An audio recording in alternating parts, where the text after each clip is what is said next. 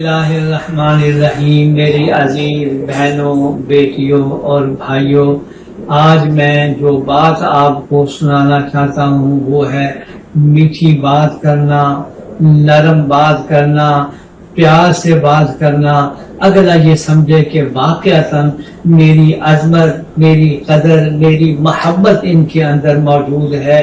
میں ایک قرآن کا حوالہ دیتا ہوں۔ جب حضرت موسیٰ علیہ السلام اور حضرت ہارون علیہ السلام کو فرعون کے دربار کے اندر رب العالمین بھیج رہے ہیں تو نصیحت یہ فرما رہے ہیں فَقُولَا لَهُ قَوْلًا لَيِّنًا، جس کا معنی یہ ہے کہ اس فرعون ظالم متکبر قاتل کے دربار میں تم جا رہے ہو، لیکن تمہاری گفتگو انتہائی لین اور نرمی ہونی چاہیے۔ آپ ذرا تصور کریں کہ فرعون سے بڑھ کر کوئی ظالم کوئی نہیں، اور حضرت موسیٰ جیسے پیغمبر کو اللہ نصیحت فرما رہے ہیں کہ تم نے اس کے بعد ساتھ بات بھی بڑی نرمی سے،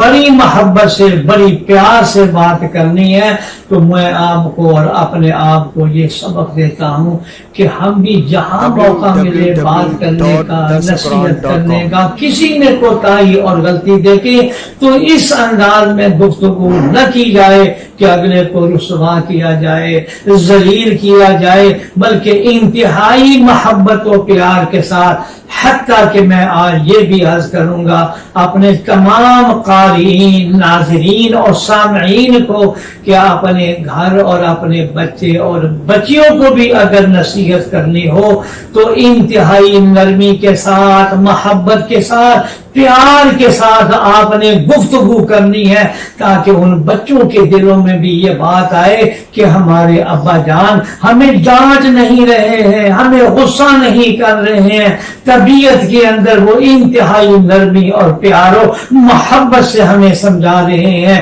میرے ناظرین و سامعین، تجربہ کر کے دیکھ لیجئے، اگر آپ نے اپنی گفتگو میں نرمی اور پیار و محبت کر کے اپنے گھر والوں سے اور بچوں سے بات کی ہے، وہ دل و دماغ کے اندر اثر کرے گی اور اس کا بہت نفع ہوگا۔ قرآن کا بھی یہی ارشاد ہے، اور ساری زندگی جناب رسول اللہ صلی اللہ علیہ وسلم نے اپنے دشمنوں کے ساتھ بھی، بڑے سے بڑے گناہ گاروں کے ساتھ بھی انتہائی شفقت اور نرمی سے گفتگو کی ہے۔ یا اللہ ہم سب کو تو صحیح سمجھ عطا فرما، آمین۔ سوشل میڈیا پر سب سے قدیم اور سب سے ریلائبل برانڈ درسقرآن.com